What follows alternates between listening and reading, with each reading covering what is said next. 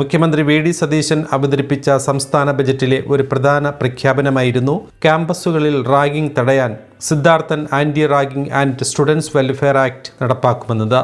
Siddharthan students distress app കൊണ്ടുവരുമെന്നും പ്രഖ്യാപനത്തിലുണ്ട്. കൽപ്പറ്റയിലെ Pookode veterinary കോളേജിൽ റാഗിങ്ങിനിരയായി തൂങ്ങി മരിച്ച നിലയിൽ കണ്ടെത്തിയ വിദ്യാർത്ഥി ജെ.എസ്. സിദ്ധാർത്ഥിന്റെ പേരിലാണ് പുതിയ നിയമവും ആപ്പും കൊണ്ടുവരുന്നത്. ഈ തീരുമാനത്തിൽ സന്തോഷമുണ്ടെന്ന് സിദ്ധാർത്ഥിന്റെ അമ്മ ഷീബ പറഞ്ഞു.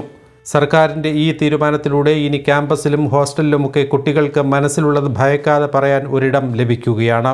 ഈ നിയമം തീർത്തും സുതാര്യമായി നടപ്പായാൽ റാഗിങ്ങിന്റെയും അത്തരം മറ്റു നടപടികളുടെയും തീവ്രത കുറയും. അതിനൊരു കാരണമായത് തൻ്റെ കുഞ്ഞാണെന്നും സിദ്ധാർത്ഥിൻ്റെ അമ്മ ഷീബ പറയുന്നു. അവൻ്റെ ജീവൻ കൊടുത്തിട്ടാണ് ഇങ്ങനെയൊന്ന് നേടിയെടുക്കാനായത്. സർക്കാരിൻ്റെ ഭാഗത്തു നിന്ന് ഇങ്ങനെയൊരു നീക്കമുണ്ടാകാൻ 2 വർഷം കാത്തിരിക്കേണ്ടി വന്നു.